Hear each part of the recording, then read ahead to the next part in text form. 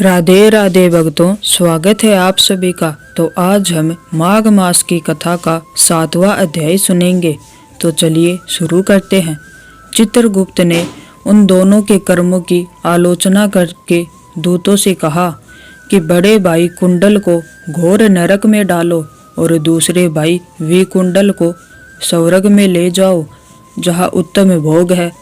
तब एक दूत तो कुंडल को नरक में फेंकने के लिए ले गया और दूसरा दूत बड़ी नम्रता से कहने लगा कि हे विकुंडल, चलो तुम अच्छे कर्मों से स्वर्ग को प्राप्त होकर अनेक प्रकार के भोगों को भोगो।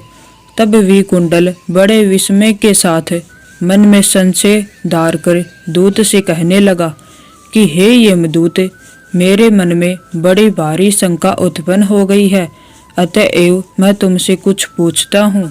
कृपया करके मेरे प्रश्नों का उत्तर दो। हम दोनों भाई एक ही कुल में उत्पन्न हुए, एक जैसे ही कर्म करते रहे।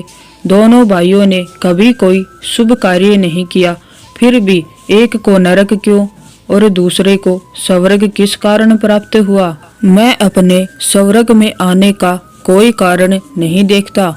तब यमदूत कहने लगा कि हे विकुंडल, माता पिता पुत्र पत्नी भाई बहन से सब संबंध जन्म के कारण होते हैं और जन्म कर्म को भोगने के लिए प्राप्त होता है।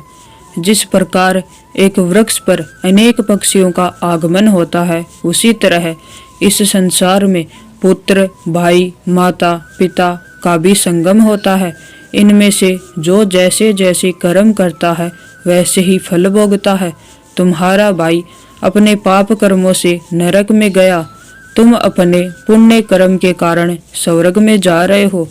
तब विकुंडल ने आश्चर्य से पूछा कि मैंने तो आजन्म में कोई धर्म का कार्य नहीं किया, सदैव पापों में ही लगा रहा। मैं अपने पुण्य के कर्म को नहीं जानता।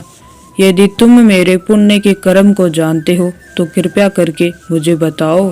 तब देवदूत कहने लगा कि मैं सब प्राणियों को भली भांति जानता हूँ, तुम नहीं जानते।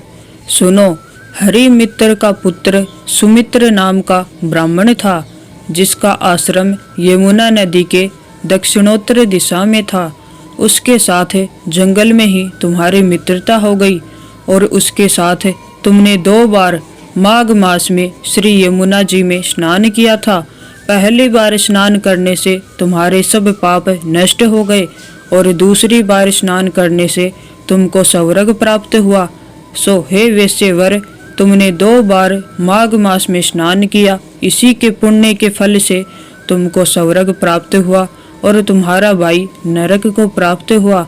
दत्तात्रेय जी कहने लगे कि इस प्रकार वह भाई के दुखों से अति दुखित होकर नम्रता पूर्वक मीठे वचनों से दूतों से कहने लगा कि हे दूतों, सज्जन पुरुषों के साथ 7 पग चलने से मित्रता हो जाती है और यह कल्याणकारी होती है।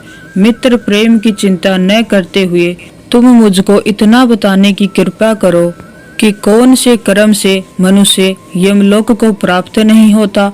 क्योंकि तुम सर्वज्ञ हो तो इसके आगे की कथा हम अगले अध्याय में सुनेंगे। तब तक के लिए आप सभी को राधे राधे। और यदि आपको यह कथा पसंद आई हो तो वीडियो को लाइक करके चैनल को सब्सक्राइब जरूर कर दीजिएगा। राधे राधे।